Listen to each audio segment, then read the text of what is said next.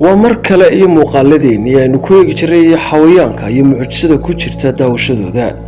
إمكانك وحكم وضع هرمعد مد أيو جودك كلا سو بحي ضفار isagoo kii ku jeeda ayuu xagga dambe kaga yimid doofaar kale uu kaga tuuray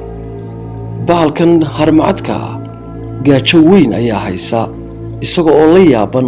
waxaan uu arkayo isu hiirinta labada doofaar oo Soomaalidu tiraahdo doofaar ficilaan baa loo cadaabay haddana wuxuu ku sii adkaystay inuu godkiisa ka sii qoto oo uu ka soo saaro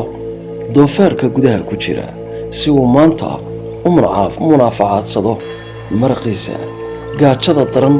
ee ka jirta saxaraha kala haarina uu iskaga dhigo dheecaanka iyo dhiigga doofaarkan in yar kadib doofaarkii ayaa xawaaro ku soo dhaqaaqay gadaal buu kaga yimid hirdi ayuu ku dhuftay waqtigan xaadirka kii xagga dambe kaga yimid muusiidayna kiibuu ku dhagay harmacadkii imika waxay isla hirdamayaan kii u soo hiiriyey kiibaa baxar ku jira oo isle وريها هرجيه كاجع لي وحل خير هالسمين شربكم الصون دو تبتر الصومالي وحس لها ولا الكوهيلي لكن سيسجي بالجودي كي كلامين تلاقى فوقي أيه يسجي الجودي حتى ويا بيه وريها هرجيه كاجع لي أي قاضية وحوكات كيسانية إن وبهال كانوا عنها الله حليله حطوا مر عنها قبتهم قرية ودمات مر كامرنا وحودي ويا شاقة الطنبة مرنا دبرك adigu labadiyo hirdamaya ayaa waxa ku soo baxay kii gudka kiina gees biciid ayuu ku tooray imka bahali laba noqdeen yaa baa ilaahay u keenay harmacadkii inta badan waxaan idinku duubaya muuqaalkan waa muuqaal mucjisa sababtoo inta badan muuqaalkan oo kale lama arko sidan xawayaanku isugu meheliyaan imka labadii doofaar dhinaca ayay kaga jiraan harmacadkii midba markuu qabto ka kale ayaa hirdi ku dhufanaya bahalkiina quusan waa oo gaajo hayso islaamiyaan mid carara uu diiday hadday cararaan waasoo kaga adkaado hadda mar bay ku soo cararayaan tamid waliba markuu kala qabsadon buu kaga fujinaya labada foole oo xaq hore kuleeyo aad u geeso oo kale حرام عليك ويسود أرصده ما بقاش لما يسود أرصده إلهي ما كصدحة لبضن واحد يسود أرصده بحال كنا نسكت عيان ما مغلى جرتي دوفارك سمرونتي كاسي جدي كوسو جيست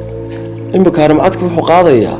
ورد دوفارك يجسي جدي يا عشرين مركان يريدو ما حي كوسو جدي دوفارك كاسي جدي